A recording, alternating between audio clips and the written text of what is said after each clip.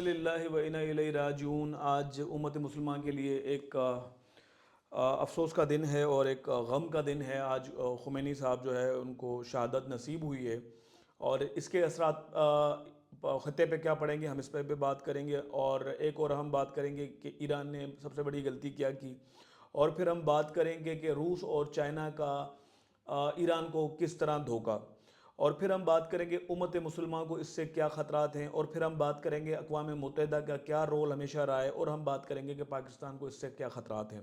دیکھیں، خمینی جیسا جو لیڈر ہے وہ ایک شہید ہوا ہے، تو یہ شہادتیں یہاں تک نہیں رکیں گی۔ اسی طرح جو ہے صدام حسین کو مارا گیا، پھر جو ہے وہ قذافی کو مارا گیا۔ قذافی سے یہی کہا گیا تھا کہ آپ اپنے ویپن ڈالیں، اور قذافی نے سارا اپنا جو ہے ہینڈ اوور کر دیا تھا۔ پھر قذافی کے آپ سارے معاملات دیکھیں، صدام حسین کے بھی دیکھ لیں، وہ مارے گئے۔ اسی طرح آج خمینی مارا گیا، اور اسی طرح اگر خاموش رہیں گے تو ایک ایک کر کے سب مارے جائیں گے۔ اب یہاں پر سب سے بڑا مسئلہ جو ہے وہ ایک امت مسلمہ کی جو ایک یونٹی تھی، جو اتحاد تھا، اب اس کو وہ تو توڑا بہت پہلے جا چکا، اب اس کو مزید توڑا جائے گا شیعہ سنی فسادات کے اوپر۔ تو یہ وہ مرحلہ ہے کہ کوشش کی جائے کہ امت مسلمہ یونائٹ رہے، وہ آپس میں نہ ٹوٹے۔ اچھا، پھر یہاں پر ایران نے کیا غلطی کی؟ ایران نے یہاں پر یہ غلطی کی، دیکھیں ایران غم زدہ ہے، تکلیف میں ہے، ری ایکشن اس کا آنا تھا، ضرور آنا تھا، لیکن اب یہ ری ایکشن آنا تھوڑا کچھ زیادہ ہی جو ہے وہ نقصان دہ ہو سکتا ہے۔ اللہ تعالیٰ ان کی مغفرت فرمائے۔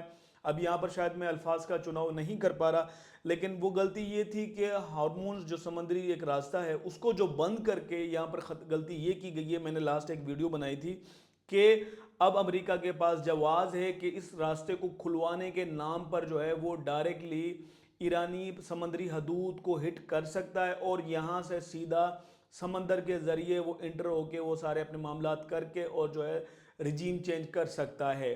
مطلب پوری رجیم چینج ہو سکتی ہے، سب کچھ ہو سکتا ہے، تو یہ ایک بہت بڑے خطرے کی بات ہے۔ دوسرا ہم بات کرتے ہیں روس اور چین کا دھوکہ۔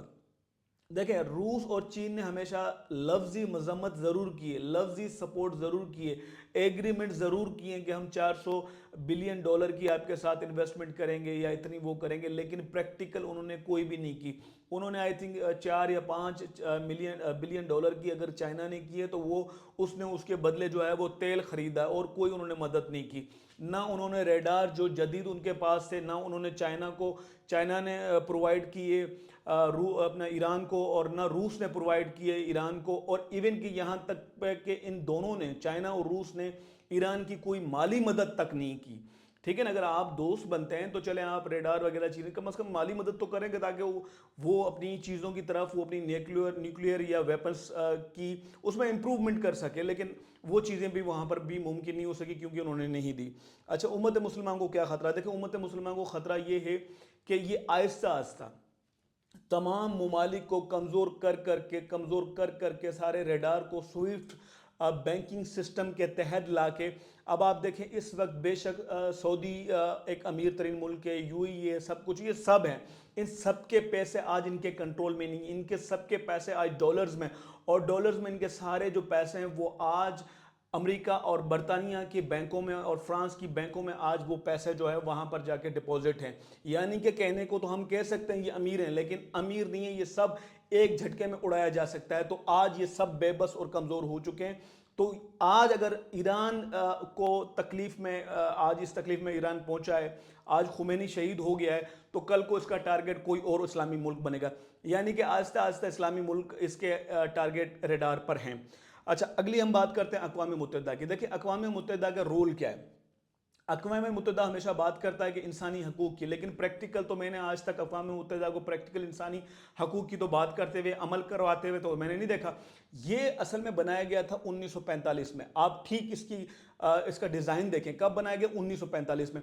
اور برٹش ہمارے خطے سے کب گیا تھا؟ وہ 46 اور 47 کے درمیان وہ نکل گیا تھا، یہاں سے چلا گیا۔ یعنی کہ برٹش نے جاتے ہی جاتے جو ہے ایک اقوام متحدہ نام کی ایک تنظیم بنائی، اور پھر اس کے ذریعے آج پوری دنیا کو کنٹرول کیا جا رہا ہے۔ اب ویٹو پاور سب سے زیادہ، اب اقوام متحدہ کی ہم ممبرشپ کو سمجھتے ہیں، اقوام متحدہ کے ٹوٹل 15 ممبر ہوتے ہیں، اور 5 مستقل ہوتے ہیں اور 10 غیر مستقل ہوتے ہیں، جو کہ 1 یا 2 سال کے لیے اپوائنٹ کی جاتے ہیں، جو 10 ہوتے ہیں، یعنی کہ جو غیر مستقل ہوتے ہیں۔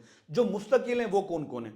اس میں امریکہ ہے، برطانیہ ہے، فرانس ہے، روس ہے، چائنا ہے، یہ اقوام متحدہ کے پرماننٹ ممبر ہیں۔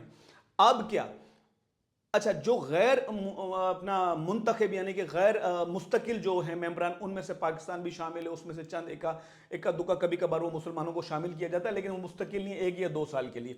اب یہاں پر ہم آتے ہیں کہ آیا اس وقت جو ہے وہ سب سے بڑے ڈونر اقوام متحدہ کے کون ہیں؟ کیونکہ اقوام متحدہ کا جو سالانہ بجٹ ہے وہ تقریباً 70 سے 80 ارب ڈالر کے قریب ہے، 70 سے 80 ارب ڈالر کے قریب ہے۔ اس کا 26% سے زیادہ اس کو امریکہ دیتا ہے، پھر روس ایک بہت بڑی ڈونیشن دیتا ہے اقوام متحدہ کو، پھر چائنا بہت بڑی ڈونیشن دیتا ہے، برطانیہ دیتا ہے، فرانس دیتا ہے، ٹھیک ہے۔